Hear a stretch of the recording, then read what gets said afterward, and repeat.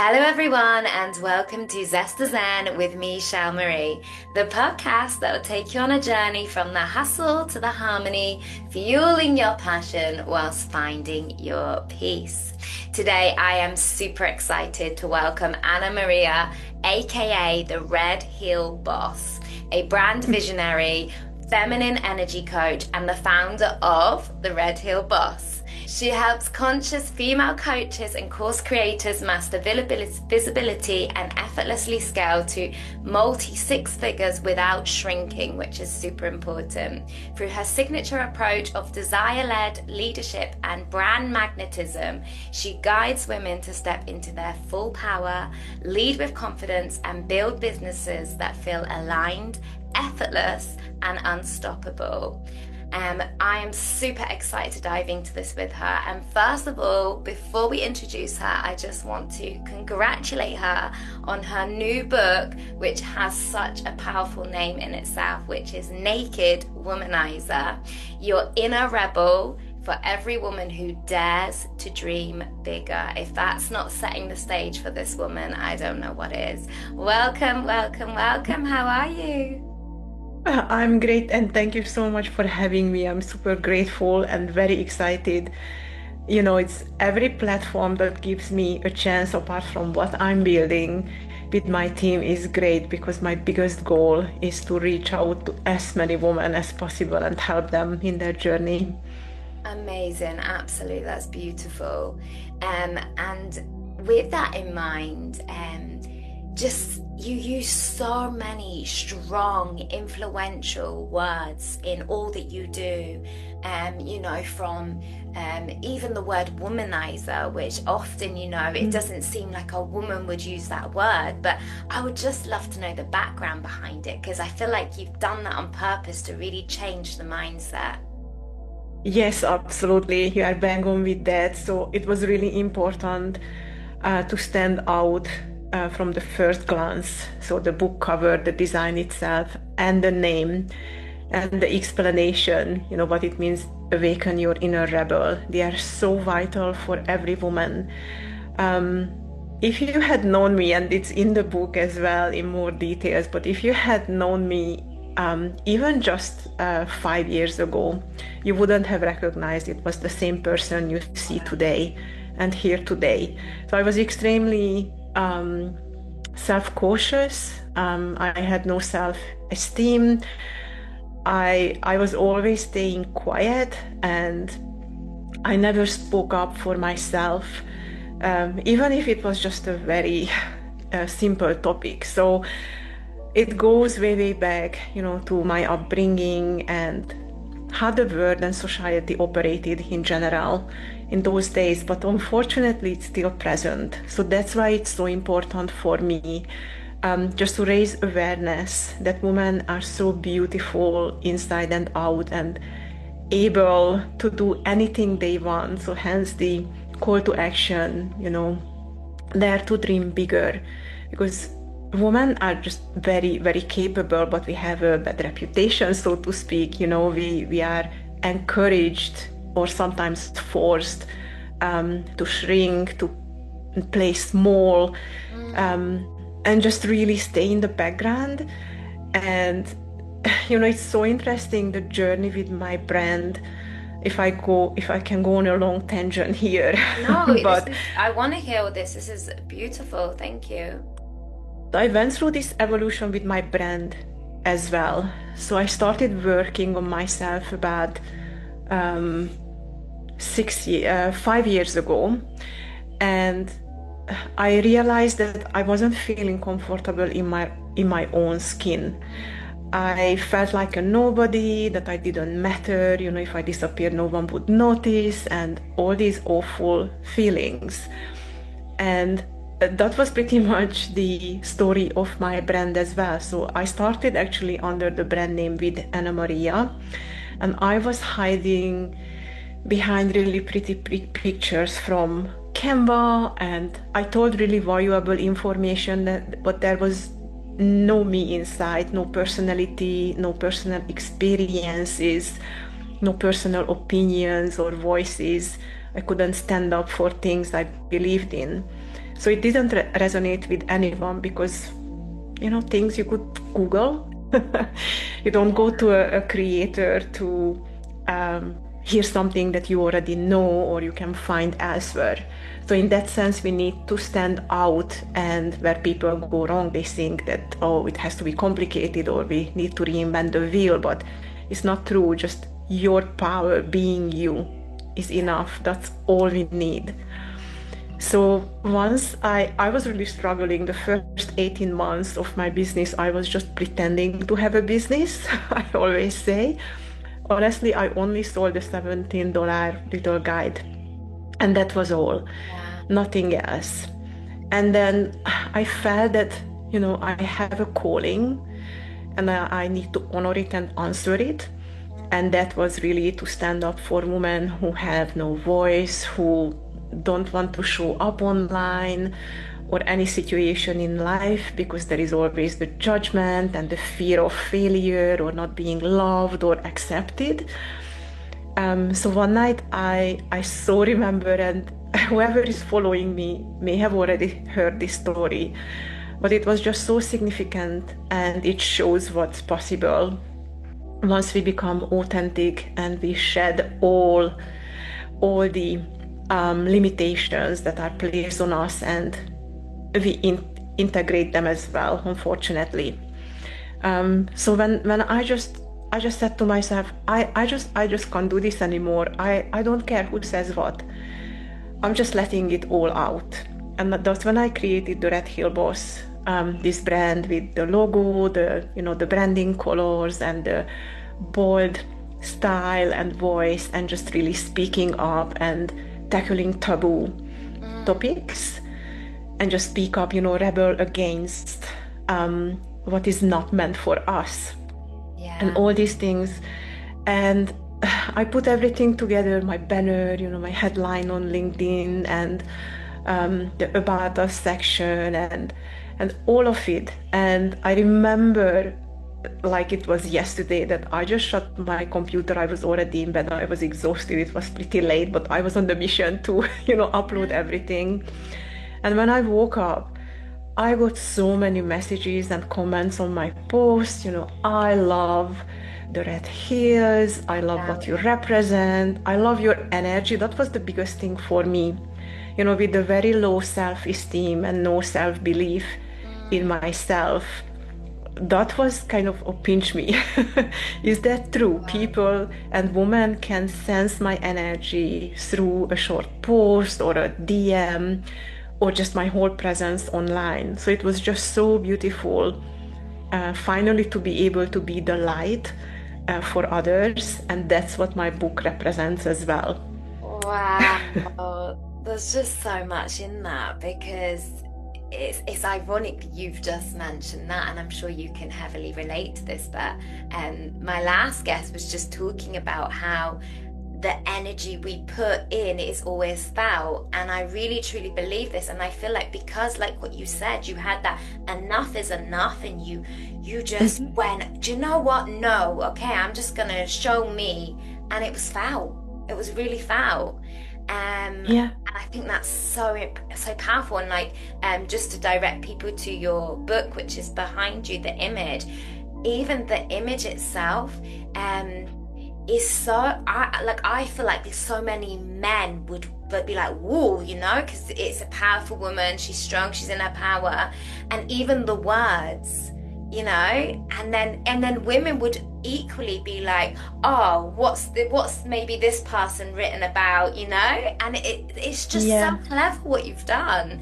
Like, I remember seeing the image and just being like, just the image alone, just being like, wow, like, again, the energy that you've put into that image is super powerful. So absolutely. Thank you for bring all of that. Thank you. And just really going from insecure and feeling insignificant to intentional and abundant. Yes. It was just such an eye-opener to me, what's possible when we give ourselves a little credit and we try to shut up the negative Nancy and the mean girl in our head. So there is a whole chapter for this one as well in the book. So I'm walking through every woman a 4-phase journey, what it takes to break free from all the everything that we made to believe and everything that we started believing ourselves. And honestly, I'm the best example. So if I could come from people pleasing and validation seeking and just practically, even though to the naked eye, I did successful things before as well. And my biggest pride is being a mother. That's my most important role always in my whole life. But I just knew that I really just dimmed my lights so much because I thought this was the way, that was the only way to live, this to fulfill this role and expectations. And that was it for me. And when I realized that, no, actually, what do I want from life? What do I like? Yeah. What do I desire? What do I want to achieve? What is my purpose and calling? That's when things started shifting. Yeah. So the book is walking everyone through from awakening to the shift to emotional independence. And this is very, very important because until we believe that we need to rely on somebody to be successful, to be happy, we cannot achieve our full potential. So once we work through this, then we can achieve financial freedom. And this is the beauty, that it's given for everyone. It's not reserved to a lucky few. It's everyone's birthright to craft a life and business that they enjoy, and they can never have enough. They don't need to escape from these things, and it's just so important. Wow, thank you so much. And the moment you mentioned about being a mother as well, I would love your take on this. Just thinking back to a comment I said to my mum, I remember very heavily, and she was a very young mum, and she was, I guess, in her own way, in her power, with her, her bright hair, her very out there clothes. And even as a child, I remember being like, why do you look like that? And I think this is really, I don't know, I just feel like there's a link here of, there's this almost like, when you are a mother, oh, you can't wear that anymore. Why are you behaving like that? Even, maybe down to even having images like as strong and powerful as your book of like, no, you're children, you're a mother. And there's so much this like pressure and this, again, a next level of kind of almost suppressing the female again. Like, you don't have the kind of dad being like, oh, no, put your clothes on at the beach, like you're a dad. But there's this like, again, like, oh, can I wear a bikini anymore? Can I do this? Can I do this? And I think, yeah, there's just, and I remember like now, I remember it, I just knowing as a young child that I'd really hurt my mum, and I made her really feel like she still was her, she still stood her, became her. But I know that like that comment, just from an innocent child, I didn't know what I was saying, of just comparing, is, it has a big effect, and it's another layer to actually stop. I am a mother, but who am I, and who can I be, and to be that role model for your children, that no, we don't all have to look the same and be the same. This is mummy, this is me, and this is who I am. Yeah, definitely. And oh my gosh, there is so much to it. So I would go back a step, that this shame and guilt is put on girls, and the way that you need to be polite, you need to be helping others. It doesn't matter how you feel, and you shouldn't be wearing that, you should be wearing that, and your hair has to be pretty. We have to do these things for ourselves. So unfortunately, it comes from a very young age. And you are right, when we become mothers, then it's like, whoa, you are a mother and that's it. It's not a life sentence. We can be so many other things. And that's why I love helping, and end up helping a lot of multi-passionate women. Because everyone is saying, oh, niche down, but it's just like a torture for us. Like, we have so many things in life. Just imagine the roles we are fulfilling: a mother, a partner, a daughter, a friend, volunteer at school, football club, whatsoever. We are housemaids and finance managers for the house and organizing holidays. And so we do so much, and it's the same in business. Why should we just try to fit into one box? All my clients come to me and they struggle with how to find their niche, because that's the main advice in the industry. And I tell them, no, you don't have to have one niche. You can have multiple niches, you can have multiple problems you focus on. And within that journey once, and they say, oh my gosh, I'm always so infuriated when people try to force me to come down, to niche down, and all these things. But as we work together, because I give them the space, I hold space for them to be whoever, whatever they want to be, and be able to recognize their brilliance and answer their calling, they usually discover that they are more passionate about one or two areas than the others, and they can still do everything, but then they start going that direction because it's like really lights them up, and it's just wonderful. But back to just how women are expected to be, and we are labeled all the time like, oh, too loud, too quiet, too ambitious, too tall, too short, too slutty, too pretty, too revealing clothing. It's like, too high maintenance because we are doing makeup and stuff. And what I told before, it's the main thing here is that we are doing it for ourselves. I'm not putting on clothes or doing my hair or makeup or nails just to appeal to someone.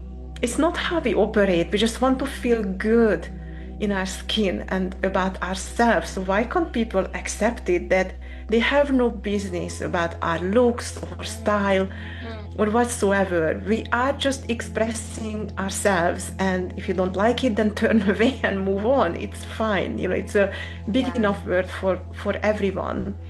So especially once we become mothers, then it's like we have to become also a nun and just sacrifice our whole life for the family and cook and look after the kids, and that's it. And when women are working in careers or running their own businesses, but your children are missing out. And no, actually my children are not missing out. They are seeing me happy. Yes, I can be the best version of themselves. And on the other side, of course, I lead by example, that anything is possible and they can craft the life how they want, so they don't have to go with whatever is suggested by the mainstream. But also they see the sacrifices we sometimes have to make, because if someone says that, oh, running a business from the very beginning is easy, no, it's just because we already are doing so many things. Of course, it's a big thing to take on. And what I see from especially heart-led, purpose-driven entrepreneurs, that they are good at what they do, whether it's life coaching or nutrition or spiritual guidance. And it's a shock to the system that there are so many other things need to be done: the marketing, the website, the branding, the messaging, the email marketing, and using different platforms, so getting like a tech guru, and there's so many aspects that is not our expertise when we start out. So sorry, where was I going with this one? I lost my chain of my thoughts. What you said, because we go in, and then before we know it, we're an editor, we're a creator, we're a writer, we're because like what you said, which I really would like to emphasize, is I think you said, was it 17 months or something of we don't have sometimes the resources, the finances, the money to pay the person that's going to give us this many for £70. Like even £70 to start with is a lot, because you have to, especially when you have external circumstances of, you've still got to live. And I really appreciate you mentioning all that, because we don't always have that luxury to start with of being able to have someone that's an expert in that field to help us, or to do the funnels, or to do the different parts. So thank you for mentioning. And I'd love to see an example. I just literally talked to a client this morning, and her website is beautiful, but certain things don't work in a way that would be able to convert or take the visitors on a journey, and just a couple of things that I audited. And I was explaining it to her, like, this is why you're not getting anything from your website. It's pretty, but it's just like a window. It's one-sided. And you lose clients because, the information is not right there. So we went through a couple of things, and I screenshotted, what she needed to change and all these things. And she said, wow, no one ever explained it to me like this. I had no idea. I don't know marketing. I always hated it. It's a struggle for me. But you explain it so clearly. Now I understand. It makes 100% sense. So now I know what to change. So this is a perfect example that we can be resourceful, but because it's not our expertise, it can be a struggle. And I think I was lucky because I was running businesses after my first daughter was born. So it was 18 years ago when I started out with my businesses. And I always ended up doing my own marketing and graphics and logo, and that time it was street posts as well, and flyers, and online marketing. Even I did advertising. And because I'm really creative with my hands and mind as well, I really enjoyed it. So that's how it came about in my business to run an agency as well, a do-it-for-you marketing and branding agency, because I had so many ideas that honestly I was just overflooded and was driving myself crazy. And now that I have clients to do it for, then I can unleash all my creativity for other people. But what's easy for me, they could never do it to the level, and they shouldn't, because that's a waste of their time and energy in their business. Yeah, I think that's super powerful. And even me now, I'm thinking, is it just a pretty window, or actually step away from it being your little creation, Shelley, that you enjoy doing. When someone enters your website, is there a purpose? Are they clearly being directed around it? So even in that, you've got me thinking now of, and I had people say, but I'm like, I feel like because I created it, it's my baby, but you can appreciate artwork, but what are you getting from it, So thank you for that. Even me now, you've got me thinking. Really, really powerful. So, gosh, there's so much you've mentioned already. And something that I really felt like I'd love your take on. Well, you've kind of explored this anyway, but going back to what you've kind of shared about going from, well, it's not going from, because it's still a journey. We have our ups and our downs days. No one is like fully now, currently embodying like empowered woman all the time, and that's okay. No. We have to be kind to ourselves. But I read this article, actually, I think it was yesterday, like the synchronicity and the timing. And it was, I met such a rude, outspoken, so full of herself woman, and then she put ... please send me her details, I want to know who she is, I want to be friends with her. And I just thought, wow, that's such a spin, because again, and it's not saying you being rude or something, but there is going back to that, it's the interpretation and the defining of the person receiving it. And if she has her own voice, or she doesn't agree, and she's not people pleaser and good girl, there is that element of, you are going to have some people, say, who does she think she is? She's so outspoken. And it really made me think very differently about this, that actually it is a courageous and bold move, and it is someone that it takes a lot for her to be full in her power and say, not have to be rude, but say, no, I don't agree with that, or, and suggest something else. And I think it's really powerful, and we should celebrate that. Definitely. Like, just imagine how boring the world would be if we were all, like, just an example, like Barbie dolls, Ken and Barbie, everyone would be the same, sing the same, and dress the same, and acted the same. We would lose our minds, right? So we do have to. This is one of the most attractive human quality for me in others, that inclusiveness and open-mindedness, just exploration, that okay, I haven't thought of that approach before, let's play with it a little, instead of jumping into conclusions or judgments. Just give room for everyone, because we don't know half of the story, what people have been through and why they are, even if they are acting out. And this is actually a very important thing. Once again, I think a real judgment of a character, or the true colors of a character, is how they treat people who they don't benefit from, or they are sick or injured or old or vulnerable in any sense. How do they treat them?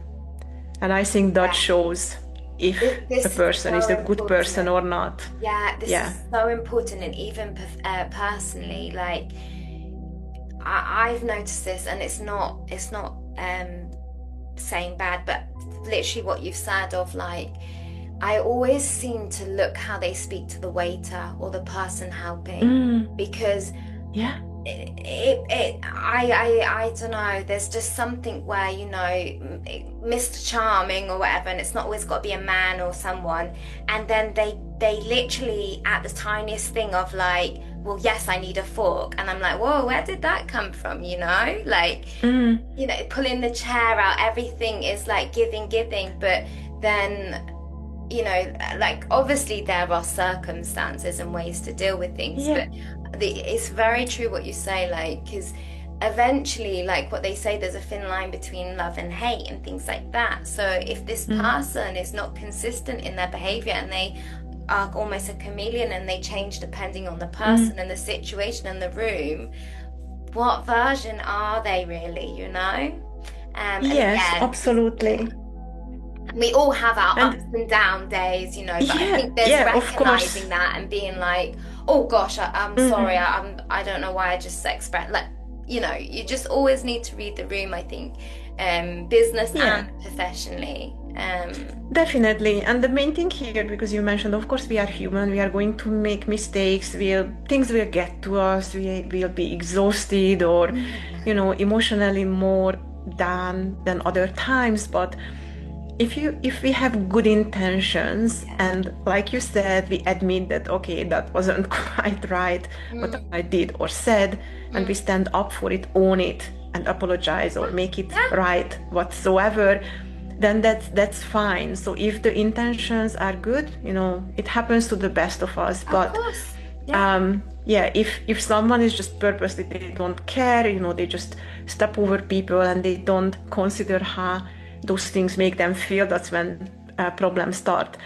And I was always empathize, back to my book and my whole mission, that I'm not against men at all, because if we talk about categorizing people, I put them in a good human and not so great human category, right? I love that. And it can be any gender.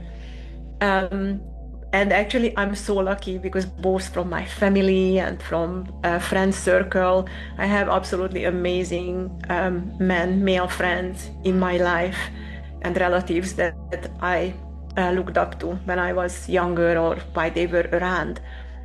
And actually, 3 of my very close friends were one of the first ones who either purchased my book, read it, shared my post regarding my books, and they know the struggles I've been through. And actually, one of them just said it a couple of days ago, that do you realize how important it is what you did? Because it's not like you withdrew yourself in a mountain cabin and for a month and you wrote the book. You had to do 5 million things for your daughters in the meantime, and you are running 2 businesses, and you are growing yourself, you are going through emotional things, and changing your life for the better. Yet you wrote this book because it was so important to you to get this message out.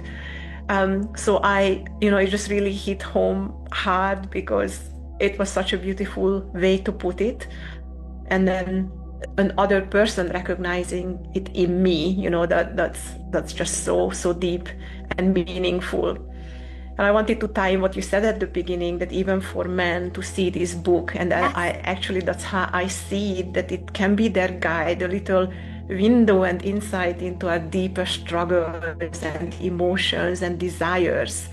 And of course, only a good supportive man would pick up this book, and as they have a couple of my friends, but it's really their chance as well, because sometimes it's so hard to communicate these things as women, and in a relationship, and then hearing it from somewhere else, it can make them think, and they can start the right conversations with their partners or daughters or any significant woman in their lives, whether it's a colleague or a friend or a family member. And I'm really happy with this aspect, because I didn't think of it when I started writing the book, but how it shaped up and came about.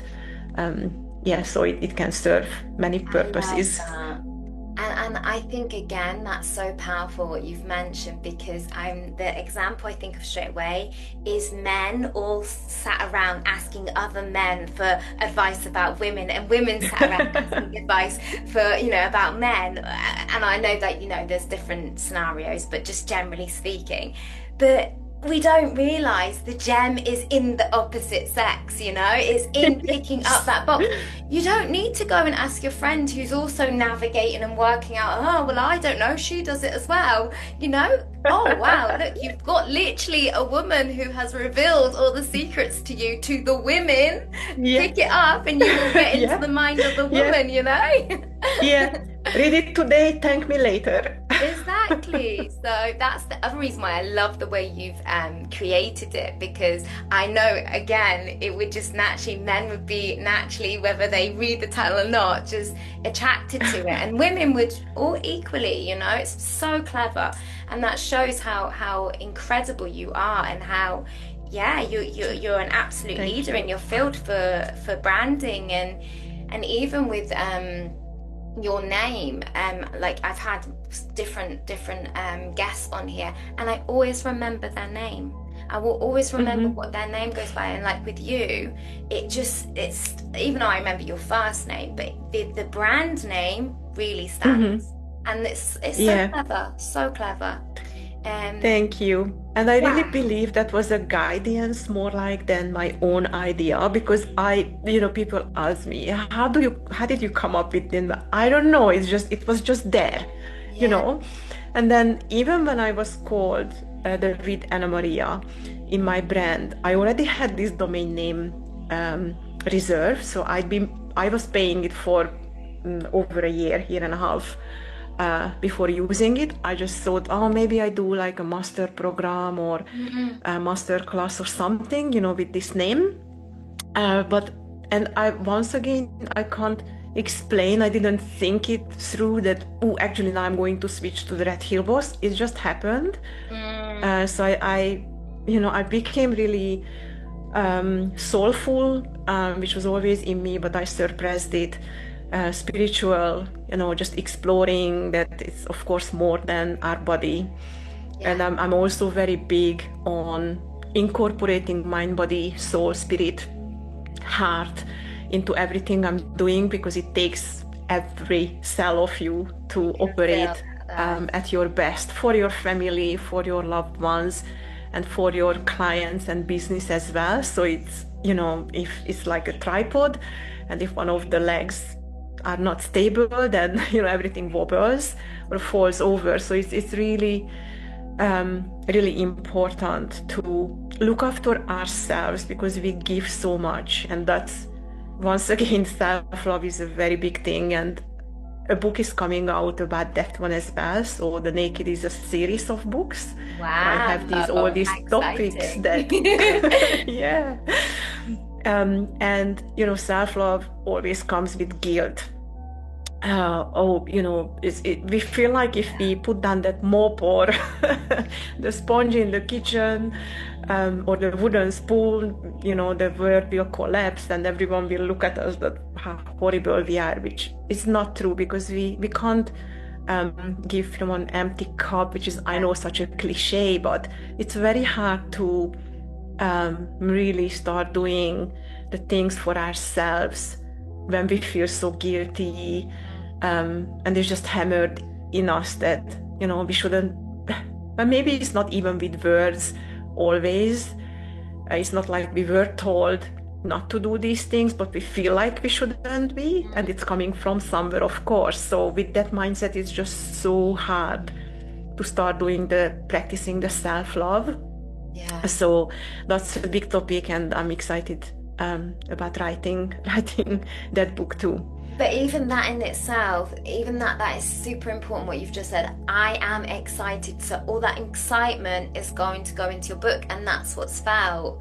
And I'm a big believer in that, of even when I go to write a post. I remember I was in this phase of like, wanting to write every day. And then I lost that joy. And I said, no, don't.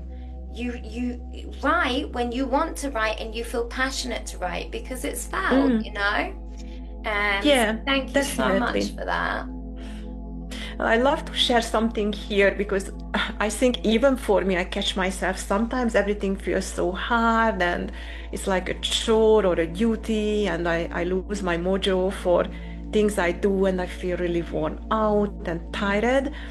And my personal trainer, so actually I have a whole team of professionals looking after me and working with me, and I'm just so amazed, because I didn't see that happening even 2 years ago, so it's just amazing. So one of them is my personal trainer, and we lift really heavy, she loves pushing me. She knows how not to break me, although this Monday she nearly did, but it was volunteer from my side. Yeah, exactly. She's like, listen, you're gonna pick that up this week and throw it. Yeah. So she's absolutely amazing, because there is a lesson in this one as well. So she laid the foundation of building up to being able to lift heavy, because we got the technique right, and the core strengths and the exercises that lead to my big goals of achieving the unassisted pull-ups and more push-ups and things like that. So hang on, where was I going with this one? Yeah, so yes, I know. So she said, when we go to something really heavy, she says, it's easy, light as a feather, I was born to do this. Wow. And I just found it so refreshing, and I started applying it in every area when I feel like, oh my gosh, I have so much to do, like I have one thing after the other, and just feels like it's a pretty full-on day or week. And I just stop, and first of all, I really believe that I don't have to do anything. I get to do things, and it's my choice, and it's amazing. It's not a burden on me what I'm doing for my girls, because they are my everything, my why. But sometimes we get tired, and all these feelings can come up, and I just say to myself, no, that's easy. I was born to do this, easy peasy. I knock it out of the park. That's it. Beautiful, wise words. I love that. And there's something so powerful about saying it aloud, isn't there? Really like hearing it, because I think often there's so much in the mind, but really speaking it aloud is almost like it's external to us, isn't it? And then we hear it, which is beautiful. Yeah. But it's so important to be able to, it's just so important to be able to pause, without guilt, of course, once again. Yeah. And just give ourselves the permission to just to be, because that's where the magic happens. Not when we try to push and we are stressed and trying to meet deadlines, and sometimes we have to do that, of course. That's dance with the feminine and the masculine energy sometimes, but more power in why do we get all these ideas in the shower or in the bath or where we are walking in the forest, right? Because we are relaxed and easy, and that's when creativity and magic happens. So that, once again, it has such a bad light, so we just have to turn around so many things in our minds that don't serve us and just let them go.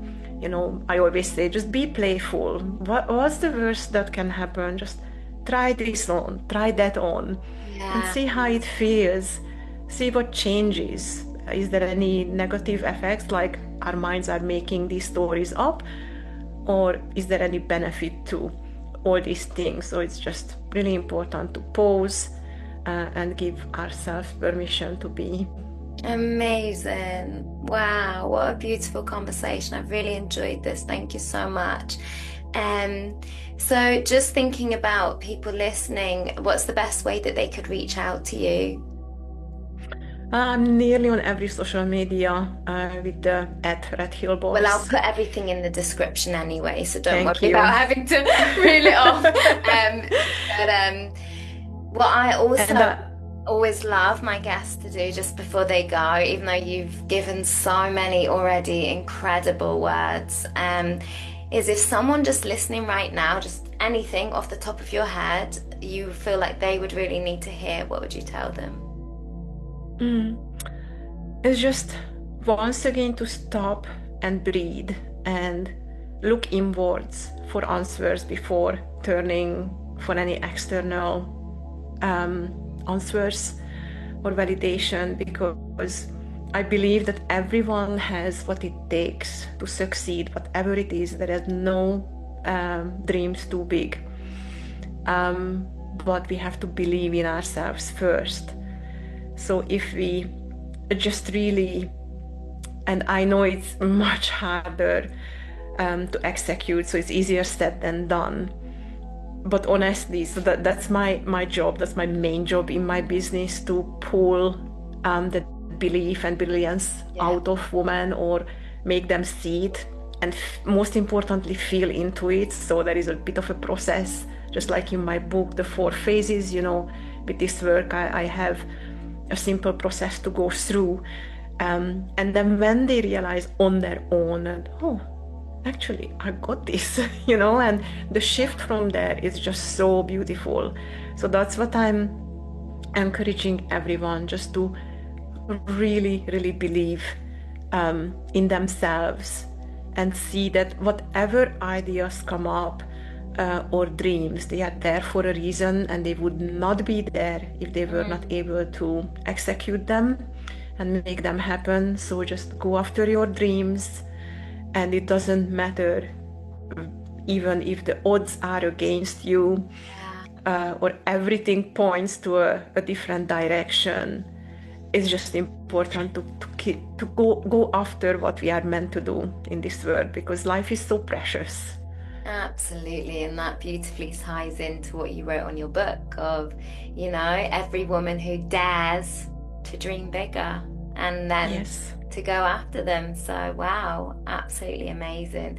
You have been so fabulous. I've really enjoyed this conversation, and I know I too have taken so much from it, and I appreciate you and all you're doing, and I'm excited for the series.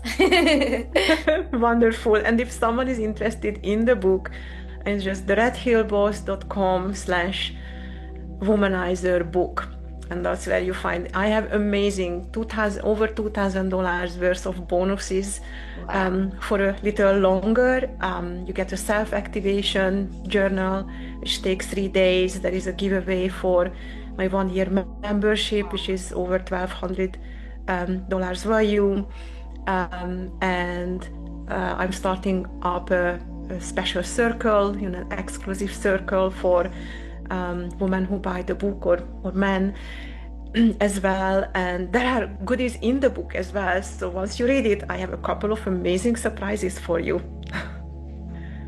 Wow, amazing. And you know, with all you were mentioning, that's the thing that just screamed out the most to me was community, community, community. Amazing. And yeah, I believe we need to be building these communities where we help each other, uplift each other and thrive, not pull each other down. Definitely. Or compare, even though a lot of the time we're not meaning to. It's just the programs we've been carrying out until we take, like what you say, take time to pause, reflect and think, no, do you know what? I choose to change this. And that's where it changes. Yeah. So thank you so much. No, you are very welcome. And everyone who is listening and Yusha, thank you so much for having me. It's been an absolute pleasure. Thank you.